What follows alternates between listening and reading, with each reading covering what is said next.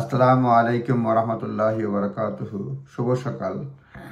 আজকে সংবাদপত্রের ছোট ছোট দুইটা আপডেট দেব।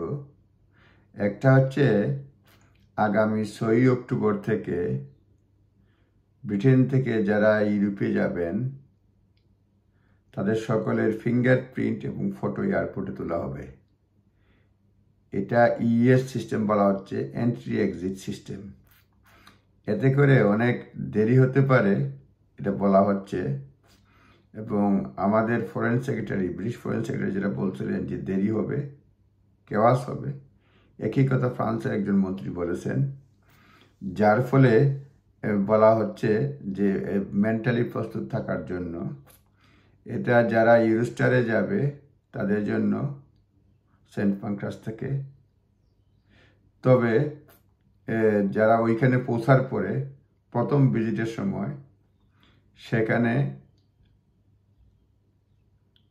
ঢোকার পরেই সেই ধরনের চেকিংয়ের মুখোমুখি হবে, ফটো নিতে হবে, ফিঙ্গারপ্রিন্ট দিতে হবে, এজন্য দেরি হবে। এখানে বলছে strict new EU border controls British holiday maker could lead to civil unrest in the airport. এয়ারপোর্টে ওইখানে সিভিল আনরেস্ট হইতে পারে, হইচই হইতে পারে।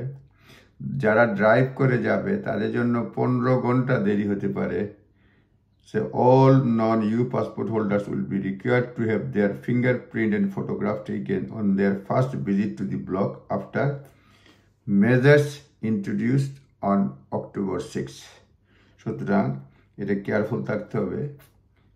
এবং এইখানে অনেক সময় দেখা যাবে যে non-EU passport holders who fly into block will register for ES either kiosk or in-person border officer on arrival in Europe.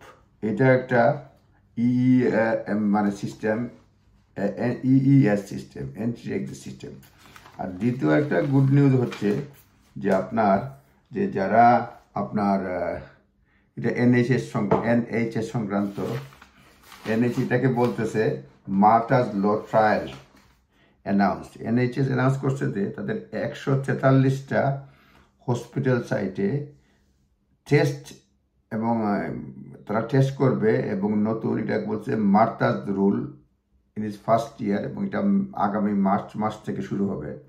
এটা হচ্ছে একটু সিরিয়াস কোনো ব্যাপারে যখন ডক্টর একটা রিপোর্ট দিবে সেটাকে আপনার সেকেন্ড ওপিনিয়ন নিতে পারে। সিরিয়াস ভাবে অসুস্থ হওয়ার পরে একটা ডক্টরস টিম যদি একটা রিপোর্ট দেয়, তখন তারা ওইখানেই একটা নাম্বার থাকবে, নাম্বারে ফোন করে একই বিষয়ে সেকেন্ড ওপিনিয়ন নিতে পারবে, এবং এটা আগামী মার্চ থেকে শুরু হবে। এটা এই সিস্টেম বলতে, এই সিস্টেমটা অ্যাভেলেবল থাকবে 24 hours a day at all 143 sites. এটাতে বলছে this will allow patient and families to seek second opinion if they feel their condition or their conditions of a loved one is deteriorating and they are not being listened to. যদি তারা দেখে তাদের আত্মীয় স্বজনের অবস্থা খুবই খারাপ এবং খারাপ হচ্ছে এবং তাদের কথা কেউ শুনতেছে না, সেকেন্ড ওপিনিয়ন নিতে পারবে। The program will be placed at all 143 sites by next March. NHS England এটা বলছে। এটা লটার নাম হচ্ছে মার্টাস ল। মার্টাস লটা মানে হয়েছে যেটা, যে একটা 13 বছরের বাচ্চা মারা গেছে 2021 সালে। তার সেপসিস হয়েছিল, সে প্যানক্রিয়াটিক ইনজুরি হয়েছিল, ফল ফ্রম হার বাইক থেকে পড়ার পরে। মার্টাস প্যারেন্টস মিলস এবং পোল লেইটি কনসার্ন তারা রেজ করছে তাদের ডটারের হেলথ কন্ডিশন নিয়ে, তারপরেও দেখাশোনা হয় নাই। পরে বলা হয়েছে তারা যে সেকেন্ড ওপিনিয়ন নেওয়া হয়তো, অন্য অল্টারনেটিভ ব্যবস্থা নেওয়া হয়তো, বাচ্চাটা হয়তো বাঁচত। তারই প্রেক্ষিতে এই নতুন আইন করা হয়েছে মার্টাস ল। কথা, কেউ যদি সিরিয়াসলি অসুস্থ হয়, একটা ডাক্তার ফুল টিম একটা ওপিনিয়ন দেয় এটা করো সেটা করো, আপনি যদি সন্তুষ্ট না হন, আপনি যদি সেকেন্ড ওপিনিয়ন নিতে চান, তাহলে 143টা হসপিটাল সাইটের ব্যবস্থা থাকবে 24 আওয়ার।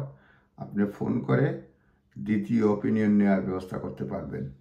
তো সেকেন্ড ওপিনিয়ন যে কবে হবে এটার ব্যাপারে এখানে কিছু লেখা নাই। যাই হোক, আপনাদেরকে আপডেট করলাম। আপনারা ভালো থাকবেন। আসসালামু আলাইকুম।